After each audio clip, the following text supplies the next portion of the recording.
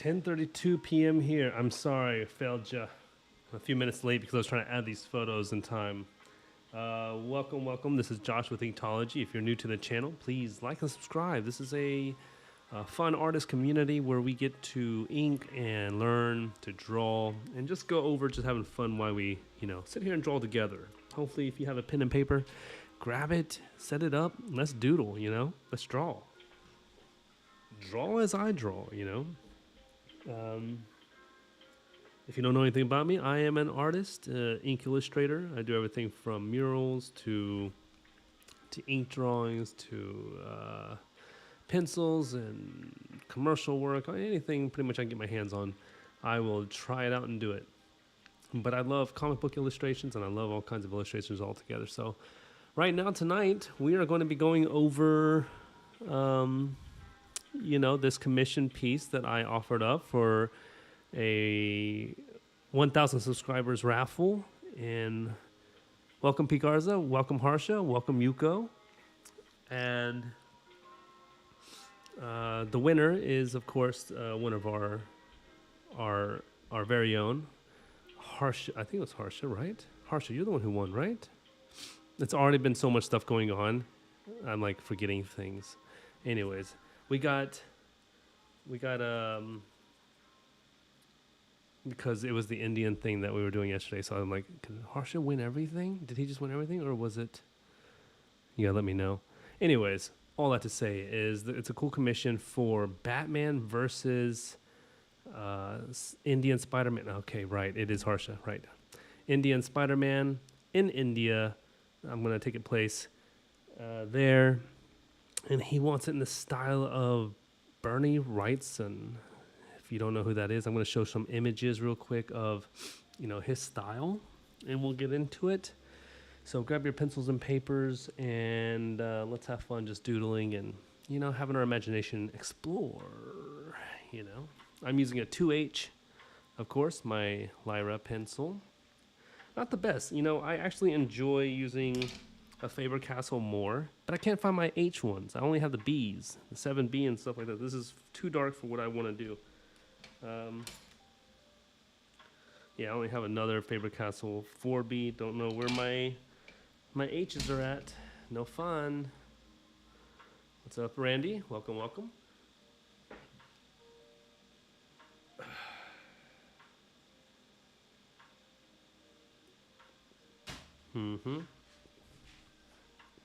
So I've been thinking about what you said, Randy. I'm going to call you out in this one. I'm just kidding. So earlier on the Discord, if you haven't joined the Discord, please find our Discord. Message me if you want to get on the Discord. I'll send you the link. Links are kind of goofy. They've been messing up for a few people. That's because I don't know what I'm doing on Discord. But just message me. I'll send it to you. We'll get it going. We'll get you there. Great community. Randy had, or not just Randy, a few other people were talking about maybe it wasn't even you, Randy. We were talking about plateaus and like getting stunted at a level of like, oh man, I can't get any better. I don't know what I'm doing wrong. What do I need to learn to get better, right? So I've been thinking about it all day. I was like, man, I remember being there. I remember being there quite a bit, actually, multiple times, in very different art skills, right? With color, painting, drawing, inking, murals. Oh my gosh, murals is like a whole different level. But I think I haven't hit that plateau on murals because I still so much to learn, right? But spray cans are just something else, They're a different type of pressure. And then when you go to tattoos, that's a whole different ball game. I'm like not even started on that one. So I'm like a baby. I'm the embryo of a baby, yet to start. But we're going to talk about the drawing stuff. But while we're kind of going into this commission piece. But first, let's acknowledge one thing, and that is that plateaus are necessary for your art skill to grow. There you go, Yuko. Plateaus are fine as long as we still show up for art. That is correct. The plateaus mean that you are trying and you feel like you haven't actually achieved what you're going, or you can't get better. Usually that's what it means, right? Or you don't know what's going on. But these are actually very important stages because once you hit a plateau, that means you have stretched your mind to a limit where you think that you can't go any further. But what it means is that you're missing a key piece of the puzzle, or a few key pieces of the puzzle that you can explore. So this is a great time because once you hit that plateau, it should allow you a key, unlocks a door and says, okay, go through this door and you're about to enter a whole new world of just playing. It's like, oh, let me go do oil painting. Let me learn what I can do with the oil and step away from the penciling of comic books or whatever and let's do realism. Step away from realism and go do abstract and do that with acrylics. Do pastels. Do finger paint. No, don't do finger paint. Study different things in different ways that are not the things that you like sometimes. Sometimes you're like, I'm not really a big fan of abstract art. Like, I'm not a big fan of it at all. But what it teaches you is just different things about yourself, right? And the ways to express things. And those little things will catch up to you and actually build a foundation for your penciling to get better. You know, your shapes and your blocking of colors and your shadows and just weird stuff like that works. I was mentioning earlier that oil painting taught me a lot about my inking and blocking in shapes and getting proportions correctly. You know, better than my high school teacher taught me, that's for sure. And, you know, so it's a good time to actually practice other things. And if you're just sticking to one thing like learning heads, right, which is great. If you want to keep on learning heads and you think you're progressing and understanding heads, go with it. But if you're stuck with it, move on to fingers and hands, move on to feet, move on to bones and veins, move on to liquids and apples, you know, or move on to a whole different thing altogether, you know. And you'll find that those little things will actually start putting pieces. It's not so much in your art skill, but in your mind that'll put the pieces together. And that'll get you where you need to go. Okay? So for tonight, we're going to have fun. I'm just going to draw. I've been thinking about like what the poses are for Spider-Man.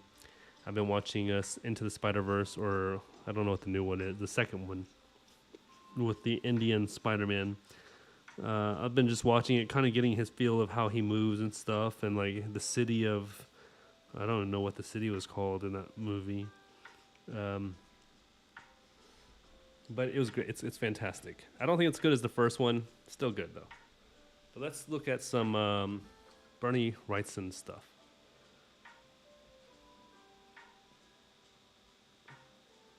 So Bernie here, our boy Bernie. He is a master of the ink, master of just shadows and light. You can see here to the left, his lines move with the object. So you have at the top, on top of his drawing, you have the lines moving with the piece of board, the wooden structure. And then on the wall, you kind of got this like slanted angle lines going across, kind of like as if the light, it's like a circle, like one big circle from the light, which probably means that the texture is smooth. He puts in a little bit of texturing in there to kind of show concrete.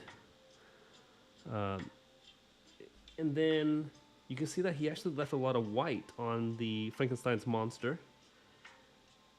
Most of the detail goes into the background with all these like flasks and kinds of crazy crap that he does.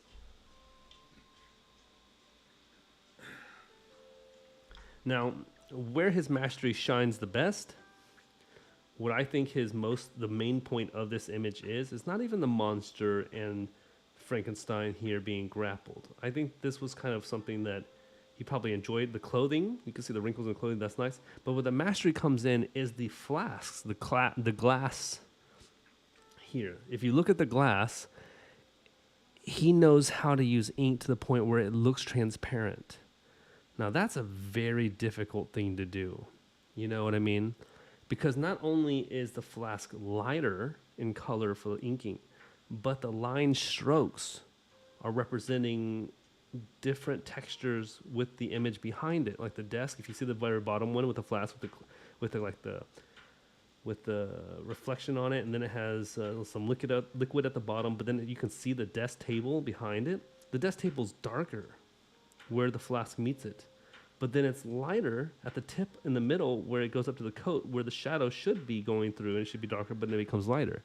So practicing these things are absurd.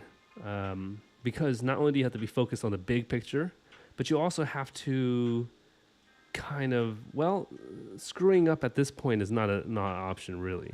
Okay. Now, did he pencil this before? I have no idea. I wish I could watch and study him. He would be like, if I could study anybody, this is the guy to study, because he's gnarly mode. But it doesn't mean he's perfect. Okay. And the reason why I say that is we can see here, if you look at the Frankenstein's monster, where his chest is all black, right? It's all blacked out in the dead center to give distance between the monster and Frankenstein. I believe, from my perspective of looking at the rest of his image and judging the rest of the image, that this is where something must have messed up and he just blacked it out. Because the lines don't really resemble the rest of his image. It almost seems like his body got cut off, or he drew something he didn't like and he just started scribbling in the black. Now, I'm not saying that is what happened. I'm just saying from the rest of the image, it doesn't look like it matches. You can tell if you kind of blur your eyes, the black there just kind of stands out. He could have done better, I think, in my personal opinion, by keeping it still dark, of course, but continuing the same strokes as the chests were going, kind of lightening it up a little bit more for detail. Now, underneath the desk behind Frankenstein and stuff like that, it goes black, and above the monster in the far back, there's a little bit of, there's all full blacks. This is brilliant. You know, he laid out his colors correctly. Yeah, sometimes it follows the form, sometimes it doesn't. This is an amazing thing because he's using his strokes more on light. It looks like what light is trying to hit and the texture of the object is where he's trying to go. I don't even know how he does some of it. Honestly, you know, I'm looking at these flasks up close right now and I'm just like baffled. I don't even know what to say. Like, I'm going to have to actually, I'm going to buy his book because I need to study him a little bit before I start inking it.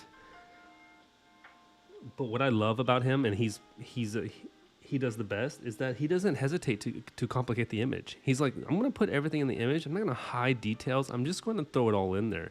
And it's your job to differentiate subject, objects, and stuff like that, really. I'll throw in some hints, like putting in the bright lights and stuff like that.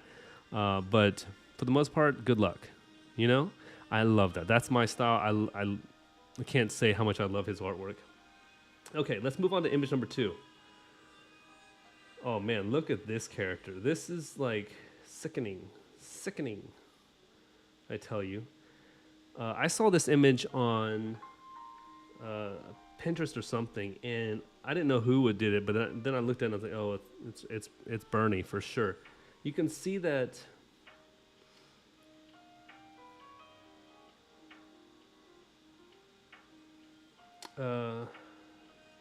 No, hey, I would love to show this. That's what this whole live stream is for you to see how I study this guy. Now, so here's one way I study him. I'll show you right away because this is actually what I was going to do with.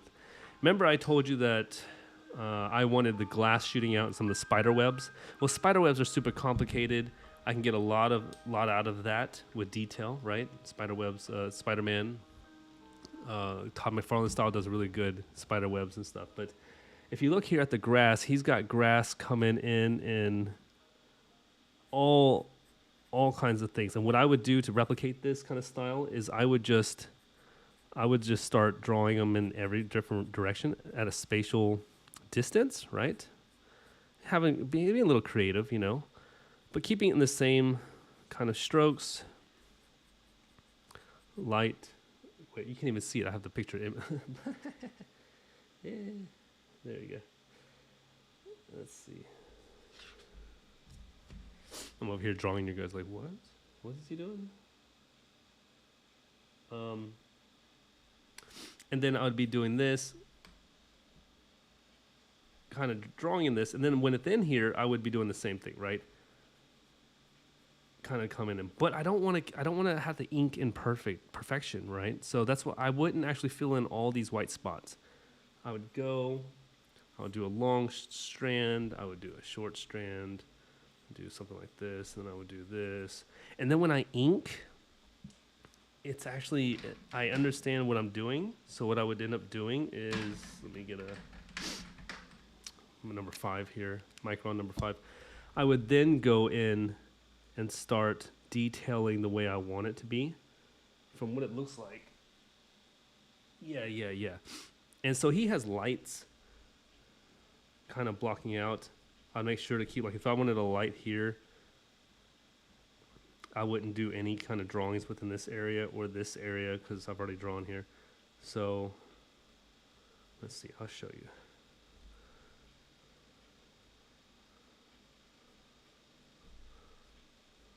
This is just rough. I mean, I haven't, if I was really doing this, I would not move as fast and I wouldn't be making mistakes like this right here, okay? And then in little areas, I would just darken it in, okay?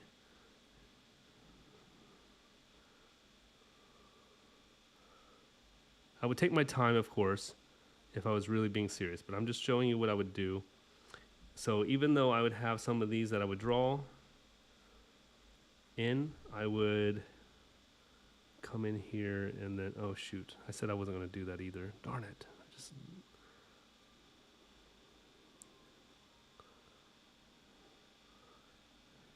try to do, so what he does is he will do a few and then he'll do some over top. So if he does this right here, right, he will do some that kind of come across like this, and you can see them come through here. So there's a connection. And then if there's a black spot he can put in, he'll put it in, but he won't do too many. And this tricks the eyes for a lot of complication and stuff. So, right. And he just does that over and over and over.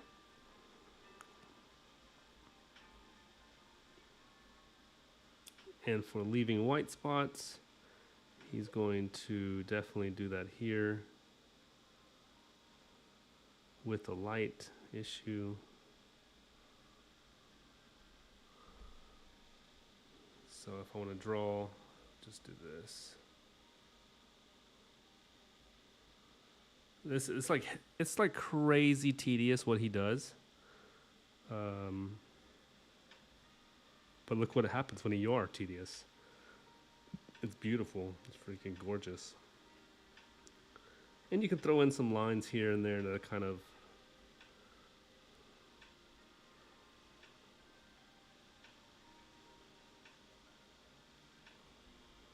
right.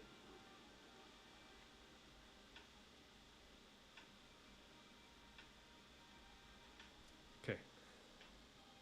So that's me trying to replicate and you know, of course he has some lines here and some like that to kind of show that it's just light. It's not a full white streak blocking out the grass.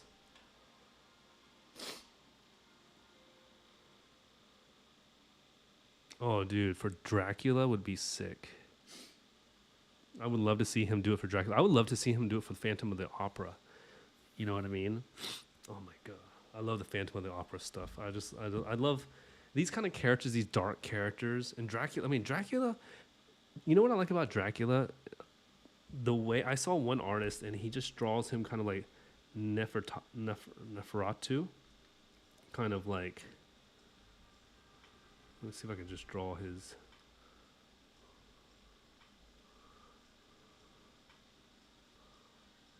He draws him with this like very skinny head and this very bat-like.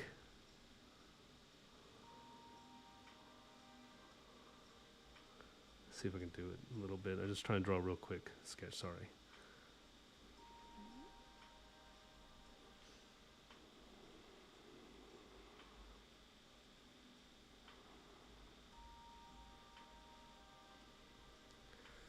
Sorry, one second. Kind of look like Wolverine at the moment.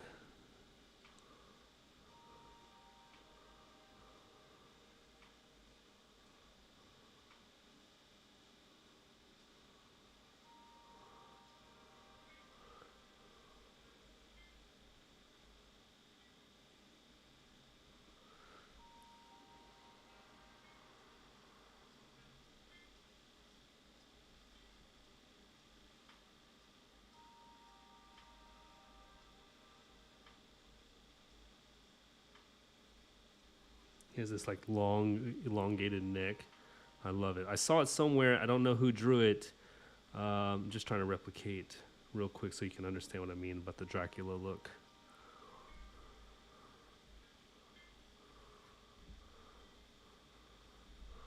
Right.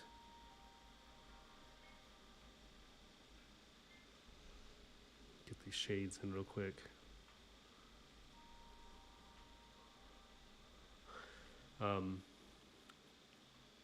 Camera. Oh, thank you. Sorry. My bad. Not paying attention. Thank you for letting me know. Yeah, he was kind of like this kind of Dracula character. Very thin, but ridiculously like kind of creepy, Grim Reaper, Crypt Keeper kind of vibe going on here. Sorry about the camera. My bad.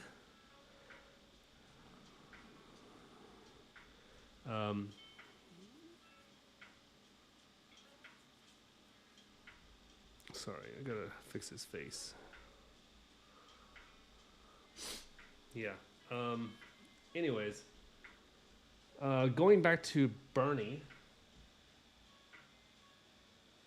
Are you talking about Yuko, the no outlines for Bernie's character? Because he doesn't do outlines. All his character shading is just nonstop. This kind of stuff, right? He goes heavy on just like overlays of ink.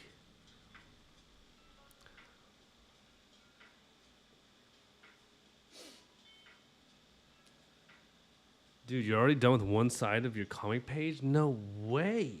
You're moving fast. I haven't even written mine down. I've been like building the story all day while thinking of like how to do this commission.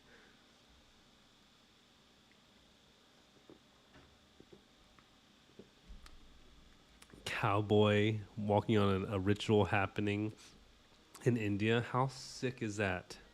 It's freaking amazing. Okay, anyways, enough of just me doodling. My bad. I'm supposed to be doing your commission. Okay, so we can see here with Bernie, we have, the character kind of hidden away. You don't have all the details, but his texture's there. Most of the details are in the grass and in the wood. And I think Bernie wanted that. He didn't care so much about the character. He just cared about this idea that there's this underground thing where there's grass in a small compartment. Beautiful.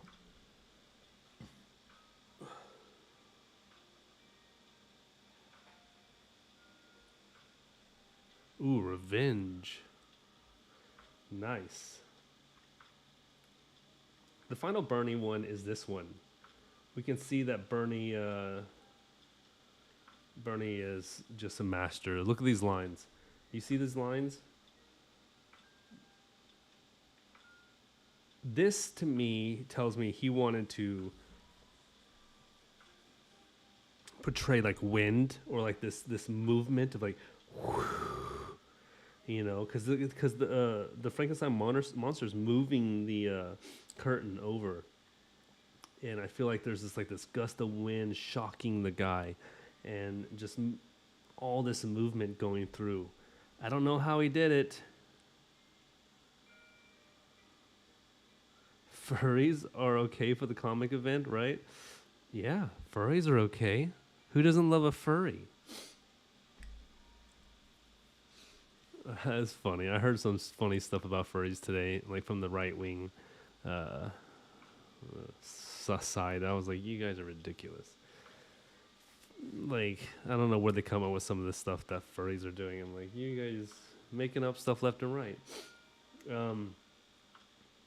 But anyways, so this is another thing I had to study because when I'm thinking of Batman and Spider-Man, I'm thinking a lot of movement, right? So I'm thinking like, okay, are all my brush strokes going to be at one angle? Are they going to be flowing? And how are they going to vibe? Because I really want to make this a good one. I'm going to give you my best work yet. No, at least with my best I can give you. I don't know. So here we go with Batman. Nice, Randy. You got the basic story. Sweet.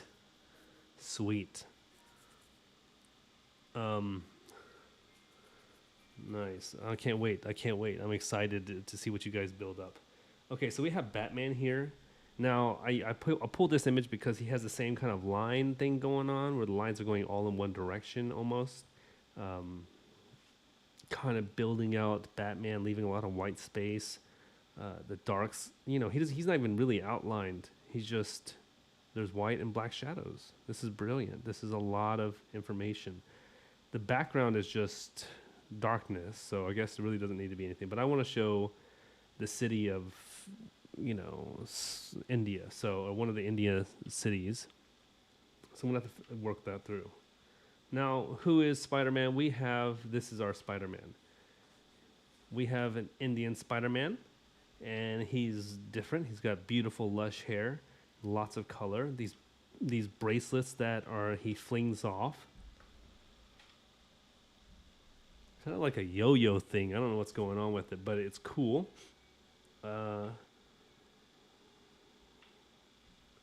Batman killing a pumpkin. So we have him. So the background here you can see is kind of like not really India. It's just like whatever. No one knows what that could be. That could be anything. But I had to try to figure out a good place that has a lot of like India vibes to it. I think I'm gonna do the back alley of like a market in India, but we'll see. Anyways, so these are our characters. This is the theme. This is the vibe we're going with. Let's see. I got anything else? And so here we go. We had Jay Lee, his drawing of Batman. I believe this is Jay Lee. It looks like Jay Lee's style, and you can see it's very fluid, kind of like at these sharp points and a lot of movement to it, right? So I'm trying to mix all these together because I want to create something Bernie style, but also it has to maintain some kind of my own personal design. So I'm trying to figure it out. I haven't really figured it out quite yet, but I just want to give you the basic idea of what I'm pulling from. These are what I'm pulling from to build my drawing concept.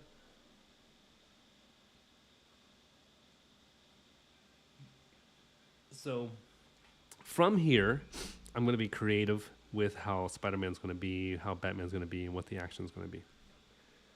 Now that that's out of the way, we can begin drawing a little bit, having fun. And here we go. So, Spider-Man. What do I want to do with Spidey? What shall Spidey be doing? I want Spider-Man to be winning, slightly.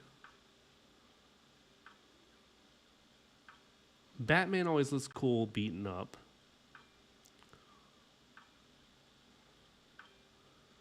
But the action of being very comic booky might not fit into the Bernie style, right?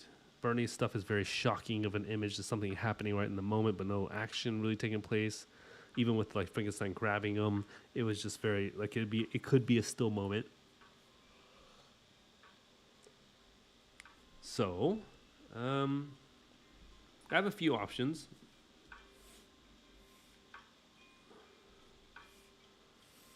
And I'm going to draw some panels right here, or pages, I guess you would say. And we're just going to go with that. I'm thinking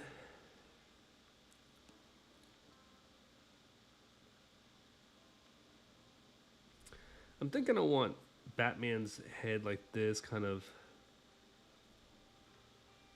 being punched.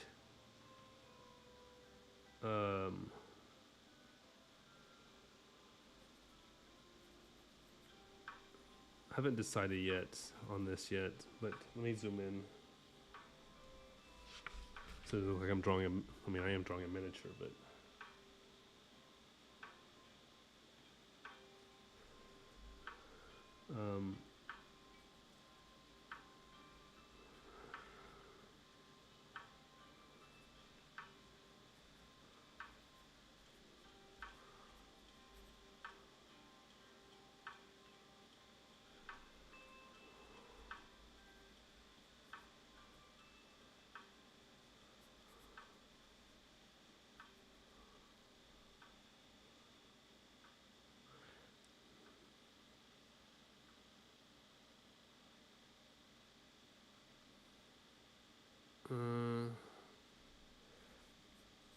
want his cape to kind of be flapping on by.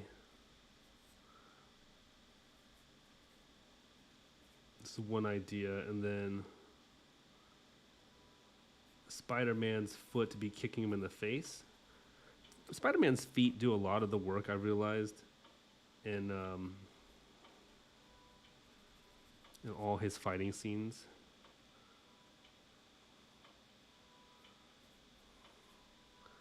Question is, like, how should I have him posed?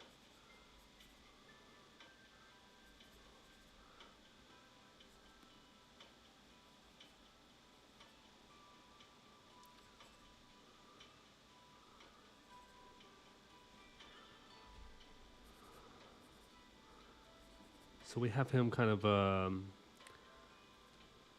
doing this, and of course we have his sash and his look. His foot here.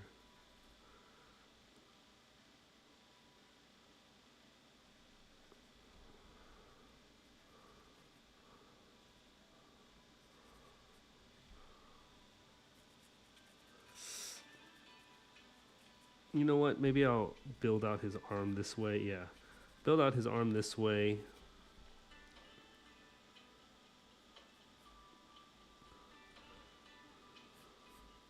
So that there's some, like, grapple here. Yeah, because then he's, like, pulling Batman towards him as he breaks down. He's falling down out of this. I want him kind of busting out of a glass window here. Breaking through some spider webs.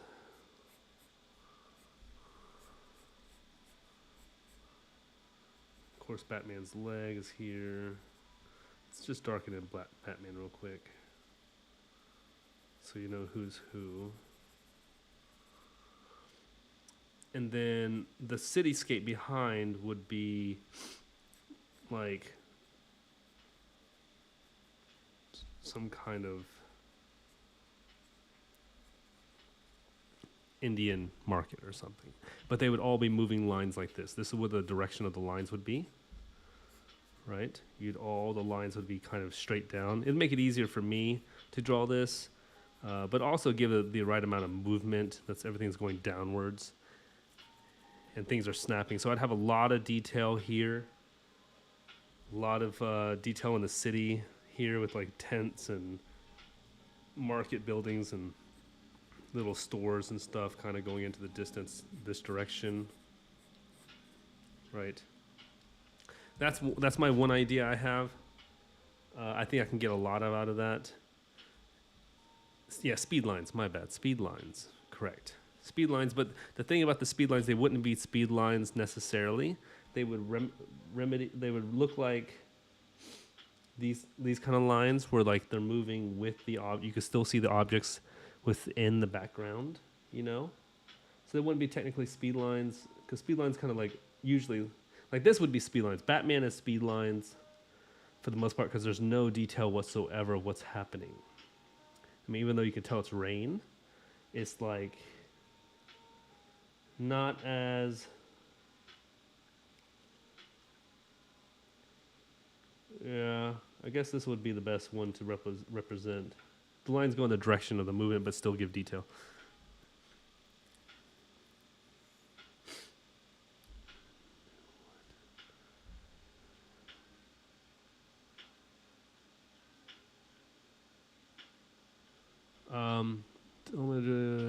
What's up, Randy? Let's see.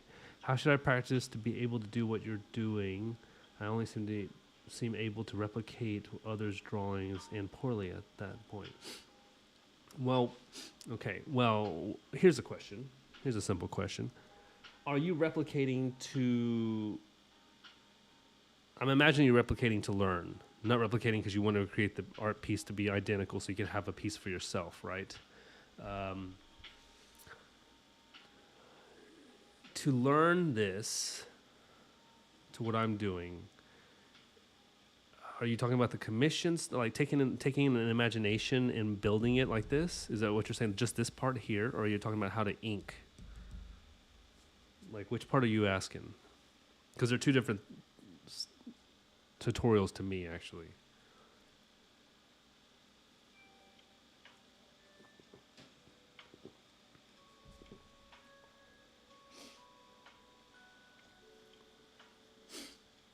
Oh, my nose is killing me.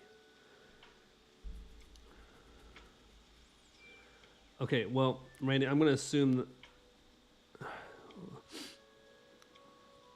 how to build. Oh, okay, yeah. So actually, I've been writing all day for my new YouTube video on how to build from the imagination. I'm going to give you a quick rundown of that on the backside of this paper. So here you guys go. When building from the imagination, there are 3 ways you can roughly do it. The way I do it. Now, this does not mean this is concrete because all of you will do it differently. I'm sure all of you, Yuko probably does it vastly different than I do. TF probably does it differently than I do. I don't know, all of you guys, Harsh and all. But from what I've learned, and I've tried multiple different ways, you can do the simple way of copying someone else's piece, right? Like, so, for example, let's say in my imagination, I have a guy. In my head, I just see myself kind of with a dude who's punching, right? Punching through. Oops. Come on, Josh. Zoom out, buddy. Punching through with his head here, you know, like, I'm just giving you a real quick rundown.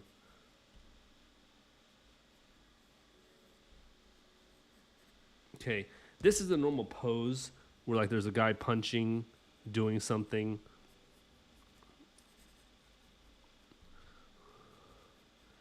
What you could do is when you imagine this thing in your head, you can go search the internet for all the comic book characters out there and just find their pose and replicate it. Now, you don't want to copy it 100% for sure because that'd just be copying, right? But what you can do is, let's say this was Superman and he's got the look or whatever. I would change up stuff. I would change his arm position. You know, I would move it down. I would put a weapon in it. Put on some clothes because not everybody's skin tight clothing, you know. And, you know, you would just start manipulating these things to change to what you wanted. So let's say I have Batman, right? And in my head, I have this really cool image of Batman crying, and the light, you can only see part of his hand and his face and his cape, but he's in the rain, and that's what it is, right? He's bent down. It's a side view, but I can't find that on the internet. I can't find any poses that replicate that kind of look. You can take a photo of yourself doing the same exact thing and just move the lights in your house, lamps and stuff like that, and take a photo with your phone or a nice camera. And what that's going to allow you to do is a lot, actually. That's going to be one of your best things because now you have the wrinkles, you have the fabric, you can replicate certain things. Even if you don't physically look like that, if you don't look like, let's say you're 300 pounds, but all the characters you draw, you know, are Spider-Man size guys. You're like, well, I can't take a picture of that because I don't look anything like that. Well, that's not true because what you can do is put on looser clothing. You can do all these things and do the pose and still take the photo and capture the lighting and just shrink down the arms, shrink down the parts of your body that you think, and you'd still get a similar vibe of where the wrinkles are going to be and how to capture this character. But if I was going to do building from my imagination of like Batman crying in the rain kind of thing, the most important thing is to keep that image in your head, right? You want to keep the image in your head right away. Like, you just don't want to lose it because the moment you lose it, it starts to shift. A lot of people forget when they start drawing, they start creating motion without thinking because they're so into the character and stuff. So my Batman crying is a slanted front view from the side, from the front, straight on front. It's kind of like from the side a little bit. And you see his muscles, you see the rain dripping down his arm, you see him clenching his face and his mask, and I don't see the full picture. Like, I can hardly see it, but I can kind of see it, right? You know, like, I got the image, in my head. Now, what do? I need to get that on paper right away because my brain's going to start jacking that up real quick. So what I do is I kind of close my eyes a little bit. And if I can see, if it helps to close your eyes, but if not, you can just stare at a wall or something and just imagine this image of Batman. And I would start I would kind of just start drawing them out, doodling it, right? And then I won't be precise, right? I'm not trying to be precise. I'm just trying to capture the motion of Batman. So you can see here, it probably looks like crap. And yeah, and then I'm just capturing the image the best I can, just doodling, right? I'm doing line work. Okay, not trying to be precise. Okay, so now I have this thing, whatever this is. It doesn't look like anything to you, but to me, it captures the moment, right? It captures something. Now from here, I can start going in and start blocking in the character's positioning and building his head right. Start cleaning up a little bit.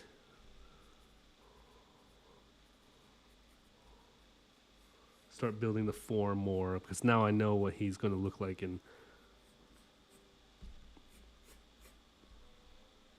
I don't have to erase anything. That's the great part. Is that erasing is not a thing right now. I can just do this.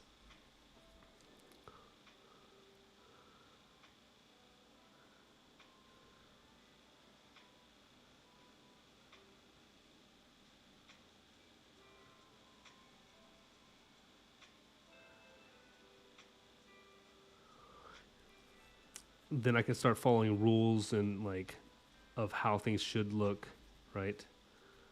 And that's where I get my basis from, and then I can start figuring out where his arm goes and yada yada yada. So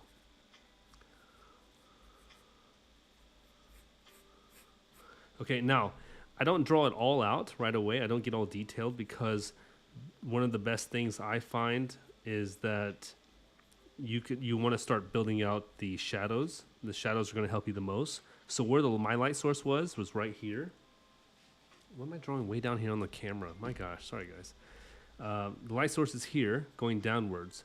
So what I can do is start putting in the wrinkles in the fabric, and then I can hide some of this muscle be shown, maybe a little piece here, and then you have here, and his knuckles, right? And then I can go in and start shading that in because I know for a fact in my imagination that that's what I was trying to go for, was like this super dark black. So I go in here and start shading this stuff in.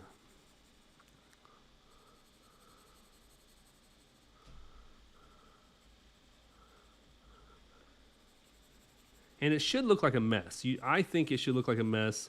I've learned from different teachers and stuff that you want to block it in with shapes and do all this kind of stuff. And I honestly, I've tried that method a lot, and I think it works if you want to go that style, fine. But so there's a book by Da Vinci, and he kind of shows his style of marking things down when there was wars and stuff. He would draw the horses and he would draw the characters drawing, and he was so fast at drawing these characters, but he always drew them in motion, and he drew them in cylinders, and not cylinders, but in circular motions. No one had sharp edges. Everyone was circular movements to him because he was trying to portray these movements. And so I learned that okay, well, if you're going to try to capture the thing that's in your head, which changes all the time, unless you have a really good memory, I don't have it, but I'm going to block it out as fast as I can and try to capture the image the best I can right away. So we have this already, okay, and then you can go down to just shading all this in, whatever. And then once you have this, then you can go in and erase it and really start thinking about what you were thinking about. But now you have a bone structure. The bone structure is super important because without it, you're going to lose the momentum of your drawing. That's my personal preference of it. I think some teachers might tell you to block and make shapes and stuff like the circle, shoulder, this and this, blah blah blah blah, to make more accurate proportions, and you could do that. But I don't know. I think I've already measured it out. Like right here, here's the elbow. Could be a little bit longer, so I'll go in there and fix that and stuff like that. Here could be the elbow here too. A little bit longer, but once I get to the stage, I already know what to fix. You know, I know what to change, and from there, I can start building out Batman more accurately. I can.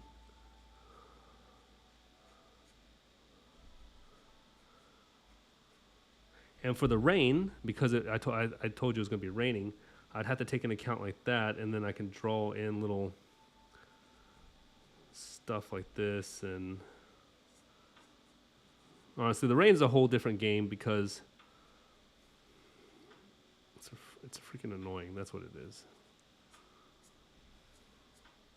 And I would need a white pen to do it, because usually you would just throw white on there and do that.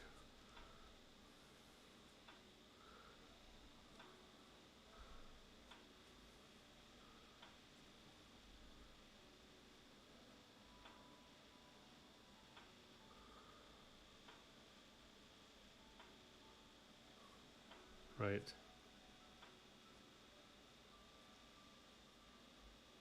Got like some acid in his face or something.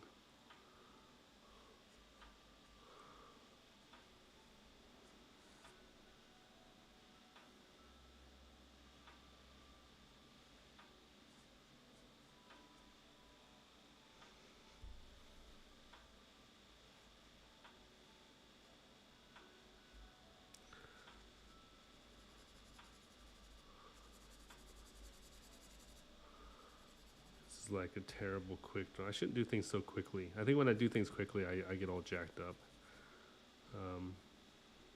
See, I was coloring the wrong part. Yeah.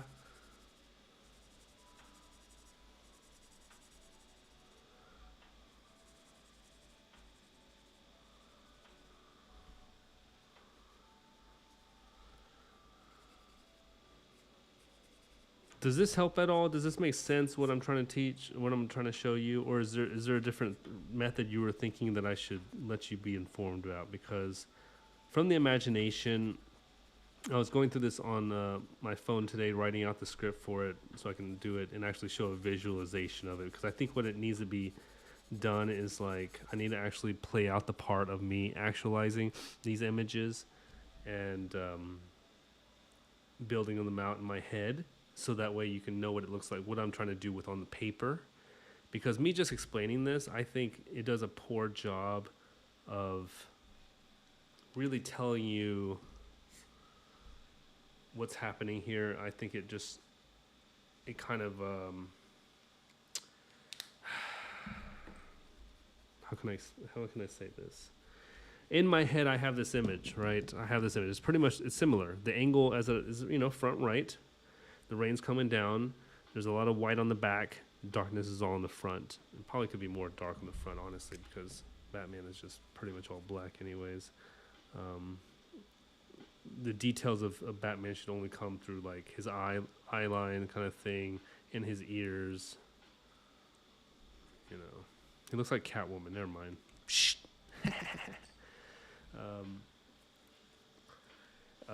But yeah, so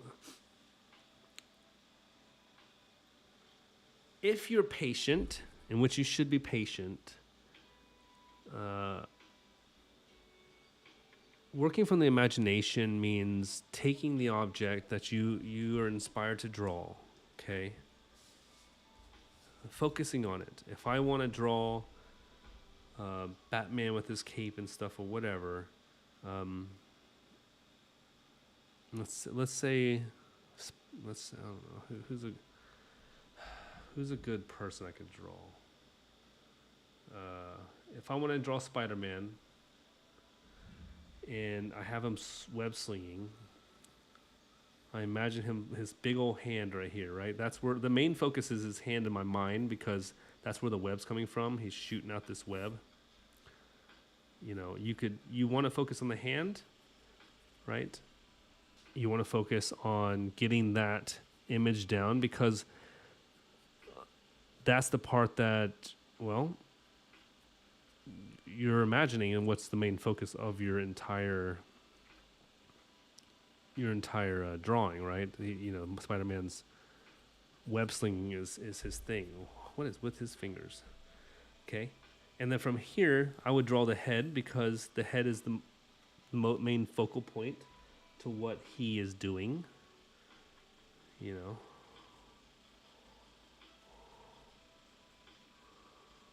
you'd have it here, and then his chest, like his curvature. You want to put down blocks. You want to lay out the foundation, the skeleton. Always put out the skeleton, because the skeleton is going to help you remember things, and it's all about memory. I see too many people who do Dragon Ball Z, and they're trying to draw from memory, and they'll put down what they think that they're putting down in their head, but then it comes out very blocky, very stoic, not very. There's no movement into it, even though they imagine the Kamehameha. It just looks stale, because in the process of them drawing, you know, Goku or whatever, they focus too much on the muscles. They focus too much on the structure of Goku's eyes and his hair and stuff like that, and they forget about the movement, the action scene that they're imagining in the original thought, and it kind of like things get unproportionate.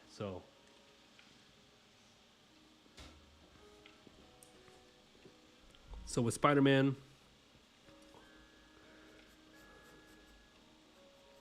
it's important to stay focused, build his body,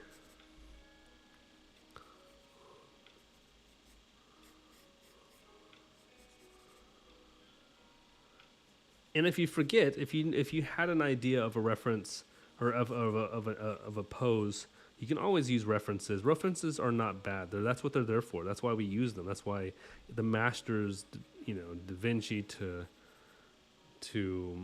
Jim Lee, to everybody, they use references. That is what they're there for. So use them. Use references.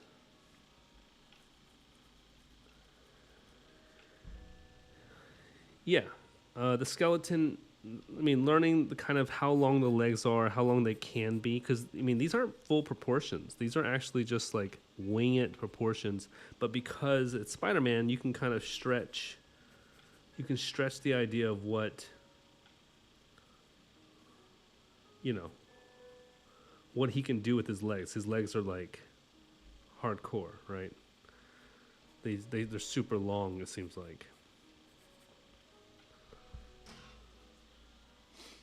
You can really go far with it. His head's kind of small. Gotta fix his head. But that's where pencils are the greatest, because they allow you to continue to change things up,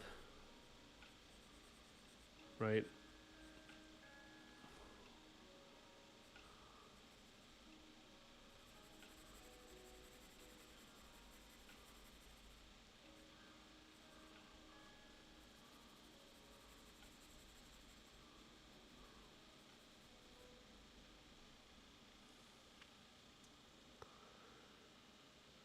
Ethan Becker's.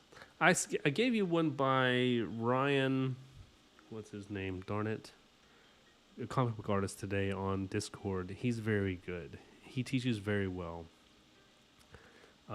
It's not easy to teach on live, because I need to like see what you're drawing and where you're messing up, and then I also need to see what you want, right? Like just me telling you that this is fine, this is what I do, doesn't help anybody. I don't think. This is kind of like,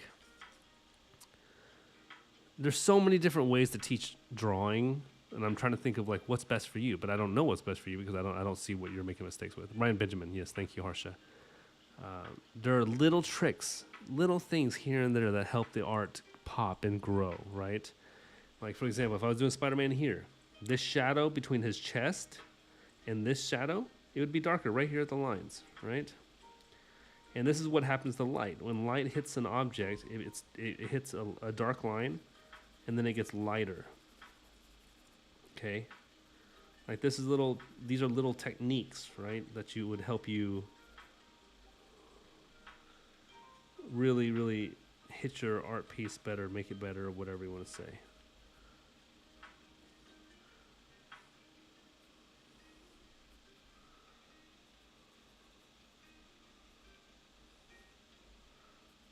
So right here. And then on the back, you would never color in all the way dark here. You would actually have some light coming in from the side, because light, when it hits another object on the outside, you'd have a little bit more of an ambient light source coming through, and to give that.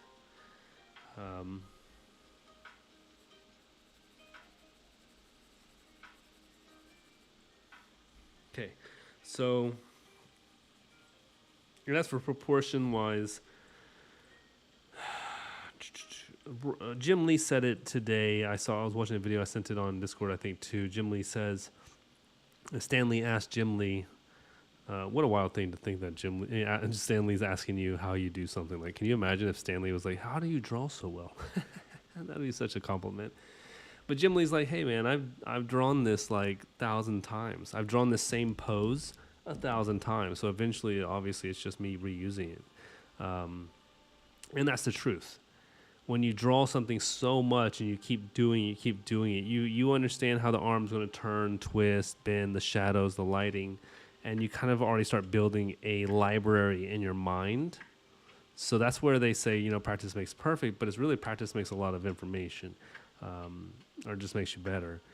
So for you, Randy, I would say, stick with what you're doing. You're doing great. If you want to replicate a style of an artist, or you just want to get better at building from the mind, then take an image that you have in your mind and try to get down on the page as fast as possible, right? Try your best to get that image onto the page as fast as possible. Like, doodle it out real quick, and then after you doodle it out, go ahead and fix it. It's all about rendering. You're going through steps. You're going through stage 1, the doodle, this process. Stage 2, fixing it up, Stage 3, inking it, adding the details.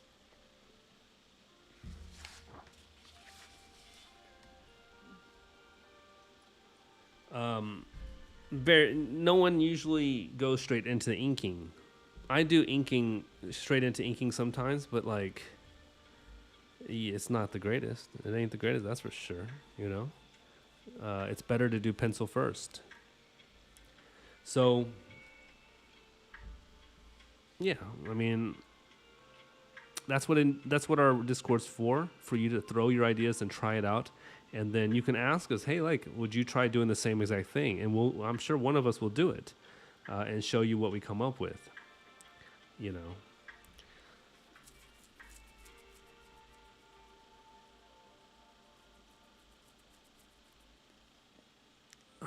It's kind of hard. It's hard to teach live like this without me being one-on-one with you, especially when I'm all in a big group. We're all different ways of learning, and the best way I think for students, from my experience with my students, was they all learn differently.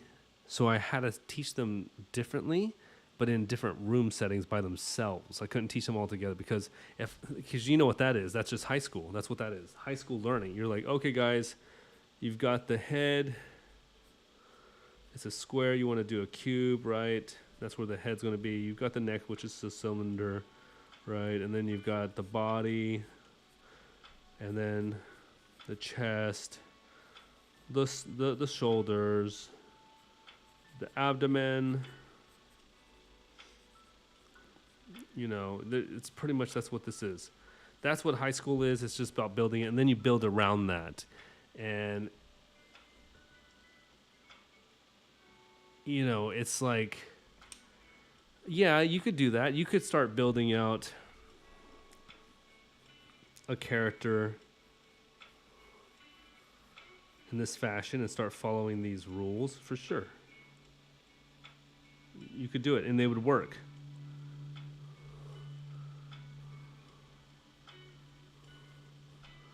But is it going to work for you? It didn't work for me when I was learning it. The only reason why I know this technique is because when I learned it, I hated it. I hated it so much. I hated this technique so much because it didn't help keep my imagination intact. It just taught me how to keep things in proportion, which is great. But I don't know how to explain it. It doesn't really portray what I need to get on from my mind to the page the way I need to. Because if you look at Spider-Man, he's stretched out a lot longer than what proportions usually are. You see Spawn, and he's different too, and all these little characters have these different vibes to them in different proportions that require different techniques, I think. So you could do the Loomis, you could do this block and cube shape style. It'll definitely help you. It's not gonna not help you. That's for sure. It's just, how do I explain it? I think it's better for you to close your eyes and literally close your eyes and start doodling a line drawing as fast as you can, and then keep that memory of that character and then start fixing it up and putting shapes and blocks to that rather than starting with shapes and blocks. Right, because the doodle is gonna portray like the action in your mind, and protecting that action of mind in your mind is like key to me. I think that's the most important thing.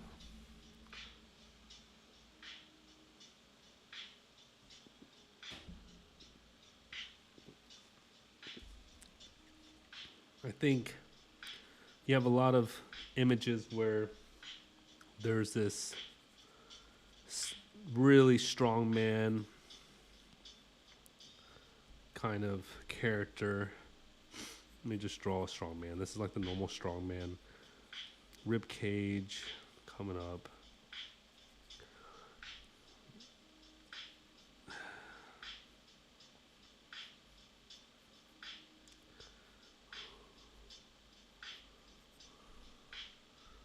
He's got his arms.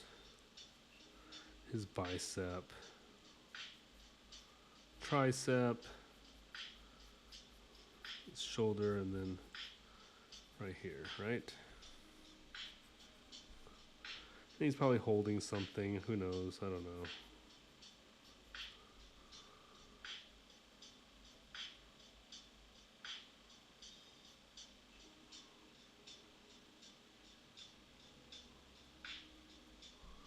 Okay, so we have this character. This is like a common character of like really buff dudes, superheroes.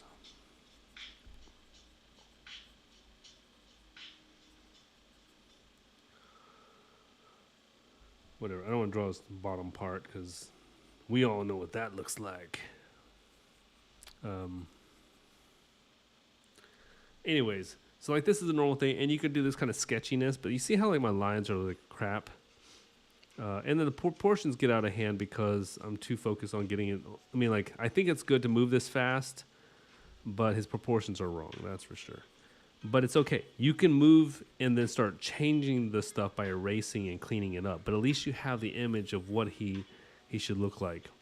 But I wonder a lot of times if us artists create these kind of characters that are just like not very, they don't have much movement. And that's why we like comic book artists, because you've got Spider-Man flinging stuff. You've got this movement that is in the imagination more, or like stuff like this, rather than the normal stoic hero poses that you see. Like Batman usually in as a pose like this. Superman's in this pose all the time. Oh my gosh, he's always in this pose. But the things that stick to your mind are poses that are like in action. So it's like important to get that down. And I'm trying to teach how that goes. I'm doing a piss poor job right now. Don't know. I don't know what to say. I don't know what to say. And I've been thinking about it all day, which is the funny thing. I've been like writing it down. I have like 4 steps to make it work, but um, without me using visuals to show how your mind should work, because it's really in your mind how you get your mind stuff to here. The hand drawing it is. I guess there's a few things you could say that are the issues. One issue could be is that if you don't have enough practice, you may imagine some dude doing the same pose. Let's say he's doing the same exact pose, but then you're like, you start drawing it and you go into like a nose and his hair, whatever it may be, and then you put his eye in, and you're like, oh crap, his eye's not right. That doesn't look right. Let me fix his eye. And let me do his mouth. Oh, okay, well, his mouth doesn't look right. I should erase. I got to try it again. Okay, maybe I need to have it more up. And then his eyes here. Oh, no, that doesn't look right. Maybe his nose is not right. And you start doing this too much. And then eventually you get too distracted that you don't even remember what his pose was. And then because you finally come to a conclusion of like, oh, this guy's face right here is good enough. Let me just use this. Well, now his head won't look good if he's in this pose. So now he's got a whole different vibe. He's positioned like this. Now he's an indigenous dude for some reason. You know what I mean? Like I've changed him because I worked with it because my head is trying to figure out how to draw this guy, but then I end up messing up so much. And I don't know what's happening. And by the time I know what's happening and I figure it out, I start liking something else, or I'm tired of working with the nose too much or the eyes too much. Then I have to change his figure. And then he goes from here to here. You feel me? So that's why I say try to get the pose out as fast as possible. If you have a guy who's like aiming guns towards your face, get those guns out, Get those guns out. Get his hands out. Get his shoulders going. Build out that depth in your mind. Just think. Keep that in your image. Don't even look at the page. Just keep that in your mind and keep going. And then,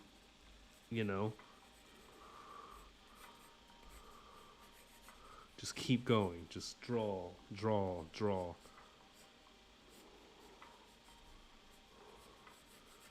Okay, and then you have, once you're at this point, you're good. You're actually fantastic, because from here, even though you're just not paying attention to what you're drawing, even if this was unproportionate, you have the image still in. And then you can go in and start, I don't know what's on my page. It must be like glitter or something. You can go in and actually start doing the Loomis technique, right? You can start doing the Loomis, building out the character.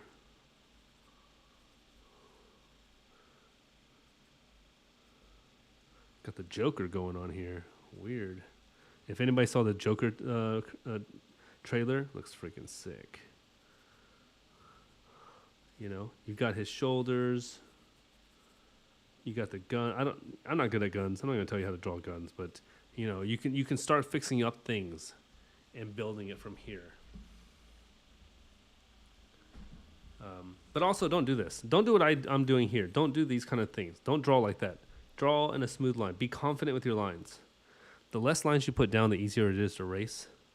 Like, he's too sketchy. He's very sketchy. Like, I hate this right here. This is just nonsense.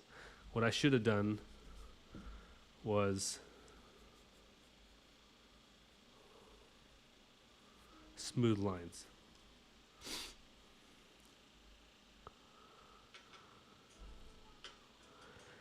Yeah, draw big, man. Most of your artists are drawing large, really large.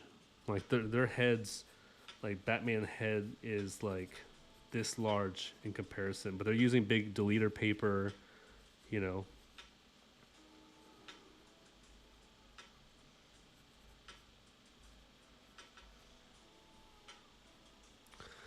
This is Asian Batman. I don't know what's going on. But they're, you know what I'm saying, like,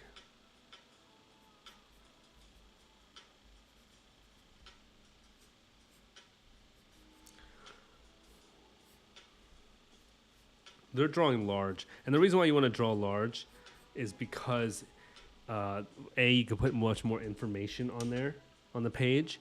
B, your hand can make bigger movements, right? You can make larger movements that feel more natural. Like if these were the eyes, right? In comparison to having to do this, yeah, it may look like you can get a lot more information and understand the picture in a broad sense more, but you don't get the full movements of your hand, which also are things that will help, and you don't get all the detail you can put into the drawing. So, drawing big is better. I forget what I was doing this whole darn thing, you guys. Derailed me for sure. Okay, let's go back to the commission because I wanted to show you this one, which I really enjoy, of Spider-Man crushing down, and the second one would be something a little bit more dynamic too, of like the bangle thing that he has, Spider-Man has. And then I'd have the spider web here going down. That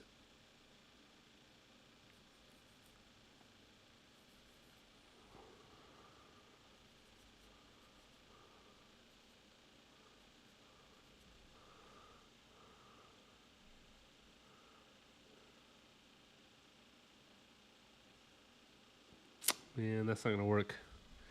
It's not gonna work. Actually, my idea just failed because I just realized, Randy, you're all good. It's not. Don't be sorry. Don't be sorry. Actually, I hope that you guys found something information about that. I will be posting a video on a full detail of how I think one can draw better. It's a tutorial video on like a using the imagination to the mind. I'm just working on the script right now, so that way I don't forget it myself. And it'll have a lot more visuals so that you can kind of see what I mean. Because me just drawing it, not showing you what's going on in my brain. You're done with 2 pages, Harsha. What are you doing, dude? You're moving fast. Maybe we should give you like a 30-page comic then.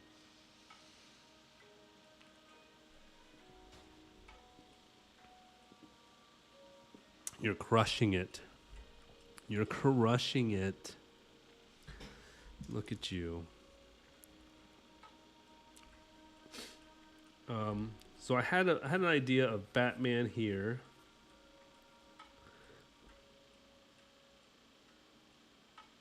Like kind of like choking Spider-Man. But then he had his gun, his hook gun shooting up.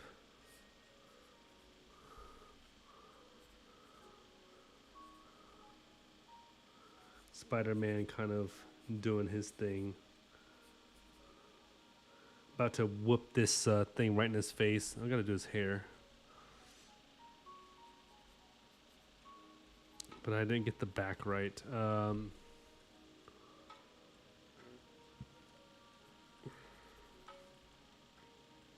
Batman's kind of got his foot on his chest. Kind of hard to see because I'm trying to...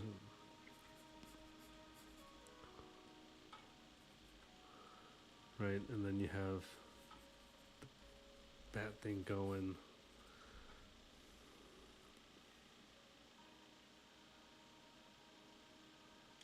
It's kind of a hard one. I'm trying still. I'm trying. This is probably too small. Yeah, show me. Show me, Harsha. By all means, show me. Show no one else. Not a single other human out there. Don't show them. How dare you? I'm just kidding. Yeah, please. You can show it to me if you want. You can keep it secret too. You know, this is a kind of a secret thing that we want to all share at the end because we want to see how our imagination works. But if you just want to show it, you're fine. You don't have to. I would love the big reveal. I think it's going to be great because all of us are going to come out with these really wild stories and really creative kind of panels. I'm excited to see what your panels are doing, you know? I'm super stoked. So, okay, anyways, I think this one's a little bit too complicated in the sense that I don't know if it's very Bernie. This one has more of a flat panel to it, and I can put a lot more detail to this one. So I'm probably most likely going to go run with this Spider-Man versus Batman being beaten through the webs. I'm going to have in his hand his bat knife, whatever that thing is called, cutting through the webs as if he already knew. And then, of course, the bat hook. You know, the bat hook is important to me because I just grew up on the old school Batman, you know. Batman, that one, you know. Why I grew up on that, I don't know. In the animated series. But for some reason, back when I was in, you know, I'm from the 80s and early 90s.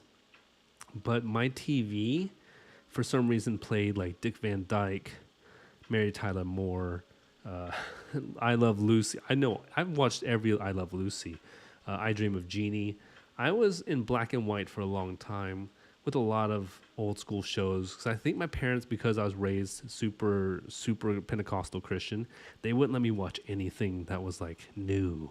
You're like, no, you got to watch the old. I watched Andy Griffith's show so much and Lassie. Do you know Lassie? I watched so much Lassie. I miss Lassie. Flipper, Gilligan's Island, it's all me. So when it came to Batman, that was part of it. Of course, I didn't watch all the Batman episodes because they didn't really show it that often. So I got to see a couple here and there, but they were fun. They were hilarious. But the cool thing about this panel is, which I'm probably going to check off on for the commission piece for you, Harsha, is, and Harsha, what I'm going to do is I'm going to give you the original of this, okay? And I'm going to get this master printed and scanned in. So that way, if anyone else wants to purchase it, they can purchase it as well, this piece, if that's okay with you. But you would get the original, of course, because 1,000 subscribers is a big deal for me. Huge, enormous, and I want to give you, since you won the raffle, the full-on original piece. But I want to keep something for my portfolio as well. You know what I mean? You know what I mean? And then I might even scan it in so that, I'm going to scan it in so that I can color it too to see what it looks like in color. Not that I think it's going to look good in color because it's going to have the Bernie Wrightson kind of vibe going on. But you never know, you know? Maybe. I don't know.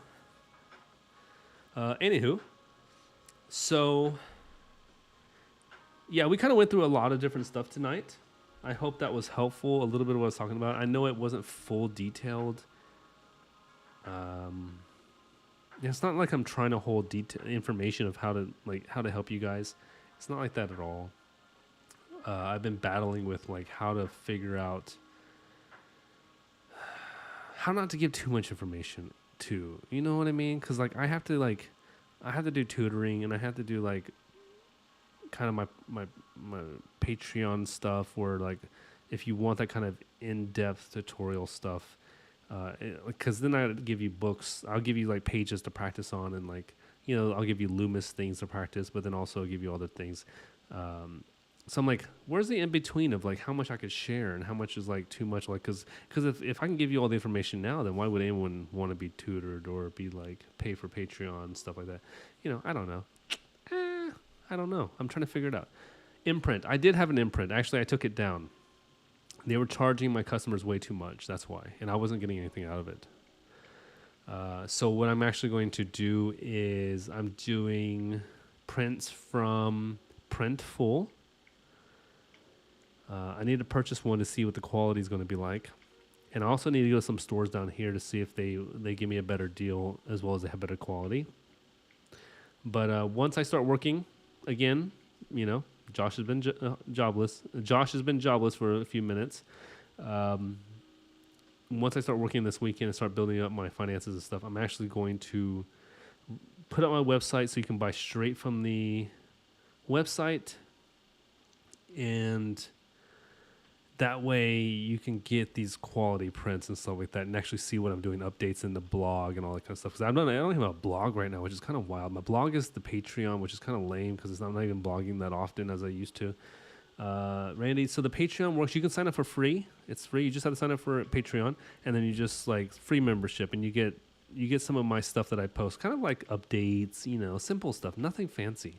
And then you can pay $2 and get like extra stuff, like the Discord has extra rooms for Patreon supporters where they get a full breakdown of my stuff in writing, kind of like what I just talked about tonight. But then I break it down to writing so you can remember it. You don't have to go to it, and then you get like pictures. Then you can also do a draw along where I take my final pieces that I've drawn on my Discord. On my YouTube, and I give them to you in a grayscale print or PDF or whatever, and you can print it out and just start inking to match the same lines and actually get practice by tracing over almost, but then using your own details with it, not feeling guilty.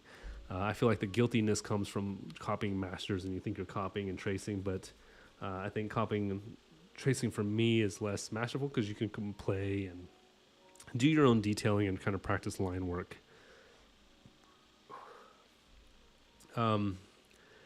And then, of course, the more the tiers you go up, the more you get from it. Like I'm doing these videos of like nature where I'm talking about, like I go film like leaves and little insects and stuff, and then I go home and I draw it and kind of go through the process of it. It's just having more insight into my life and the art process that I try to keep up with to build up. And then you get some religious stuff of like the different educational stuff of that nature. And then you get to the point where you can pay a lot if you want to pay a buttload of money.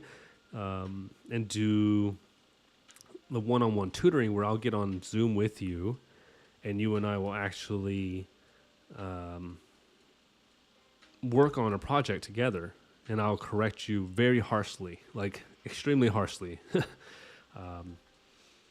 I'll tell you it's not good, redo it, start over, the face isn't right, the proportions aren't correct, erase the right side of the face, draw thicker lines, you need to sharpen your pencil more. Don't everything that I can think that would help you get to a point where your drawing is. It's hard though, because that it's hard to hear criticism that way. But if you're paying that kind of money, it's easier, obviously. And what it will do is, if you're on that kind of tutoring level, then you'll get. You get the feedback. You get a one-on-one kind of. Tutoring. Instead of just this where we're all kind of chit-chatting. But honestly, I don't mind if someone does it. I really appreciate if someone does that the tutoring stuff. Not that I'm going to say no to getting paid to do that. That's exactly why I have it. But I don't want to rip you guys off or anything like that either. That's not what I'm in here for. I would say the Discord is the best thing for you in a lot of ways for most people, because you have a group of a lot of different artists who are really trying to encourage each other and help each other. And if you're honest about it, put your piece up there and say, hey, look, why does this not look right? Give me honest feedback. Don't butter it up. And then we can do that. We can tell you what's wrong. Oh, your head looks wrong. It's too big or it's too small. And you can start seeing where you need to improve. But improvement comes through practice and trying to create something that you want to create, and then seeing what's wrong with it and then taking criticism. So Harsha, Randy, Yuka, all you guys, if you want to support me on Patreon, you don't have to pay. It's a free membership. It's just another thing. So you'll see post updates on your email and stuff like that when you do it, but you don't have to pay a single thing. If you want to pay, if you want to donate because you want to support me as an artist, by all means, that's up to you. That's where your heart lies. I don't want to force you to pay. This isn't a church, You ain't got to tithe me nothing. But for people who do want to pay and get extra content and be involved in Josh Lamb, the artist's life, that's what it's there for. I follow some guys, and a lot of them are free memberships that I follow them. But some of the stuff I'm going to be paying for because I do want to see what they're doing. Like, I do enjoy their... I do need my Patreon link on my YouTube bio. It should be on there, actually. On each video that I post, it should be in the description. But my YouTube bio, yeah, I probably should put it out there. I didn't even think about that. Too many social media stuff to keep in contact with, yo. It's rough. I've got too many things going on in my life. But I'll definitely do that. I'll definitely put that up there tonight. Anyways, yeah, I still have to work on the album cover tonight and get that kind of going because I got to finish that up soon. But oh, it's on there. Yeah, I thought it was on there. Thank you, Harsha. Much appreciated.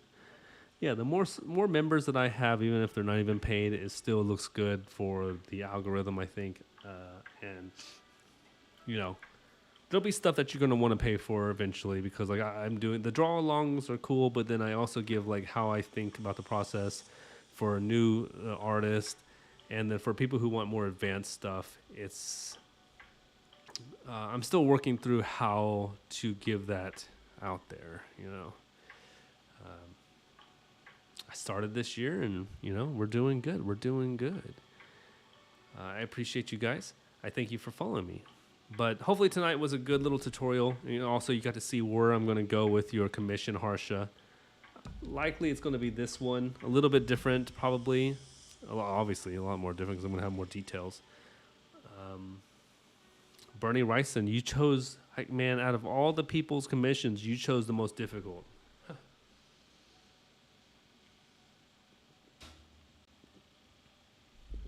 No joke, you sure did.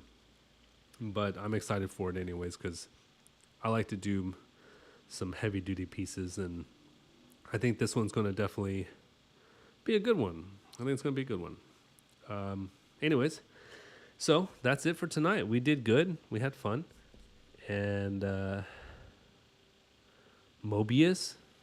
Well, thank goodness you didn't choose Mobius because I know nothing of Mobius other than the movie, which is not that great. We're talking about Mobius, the Jared Leto character, right? The vampire dude. I did ask for a challenge. You're right. I did ask for a challenge. Mobius or Morbius? I don't remember who his name is. Anyways, I'm excited because Spider-Man is one of my faves. He is my favorite. Batman is also a favorite, so I get to do two characters that I've always wanted to draw. Indian Spider-Man, dude, that's gonna be rad. I'm thrilled to do this piece for you. So we'll see how it goes. Anyways, let's end tonight. I hope you guys were drawing. Apparently, Harsha was just railing out comic book pages like he's a signed Marvel artist or something. I don't know how much Red Bull you've drank, but golly, dude. Yeah. Randy, please don't be shy to post your stuff on Discord. We're here to help, and we're loving your work. I mean, I think we're all encouraged by it. And you go show some of your stuff. We want to see what you're doing too. You're all wise and knowing as well, but I want to see some of your art. You're very talented. And yeah. Anyways, hey guys. So let's end it. Let's cut it out. It's Wednesday night, you know. Dang, this week goes by so quick. Anyways, thank you for the question, Randy. I think that was good for everybody to see how the process was with all this. Anyways, you guys rock. If you're creative, go out there and create. That is what you're meant to do. If you haven't already, please like and subscribe to this channel. You know, you have an Instagram too. Nah, you ain't dumb. You a genius. You a genius, Yukori. And yeah, join the Discord too, because the Discord's fun. It's getting more fun every day. I'm really, really, really happy about how everybody's just showing their artwork, talking, and how encouraging it is. Because I hate toxicity. I don't like toxic places, and I love the fact that our Discord is like inkTologist all the way. You know, all of you guys are inkTologists, and well, you're a fantastic potato if that be the case. You're like a baked potato, fully loaded with sour cream and onions and garlic and all the goodies, because you're that rad. And yeah. get some good rest tonight, or have fun today, wherever part of the planet you're on. And remember that the moon is not a mechanical structure built by aliens. It is a rock floating around our planet that doesn't seem to move, which is just as confusing. All right, guys. I'll see y'all soon. Have a good night. Adios.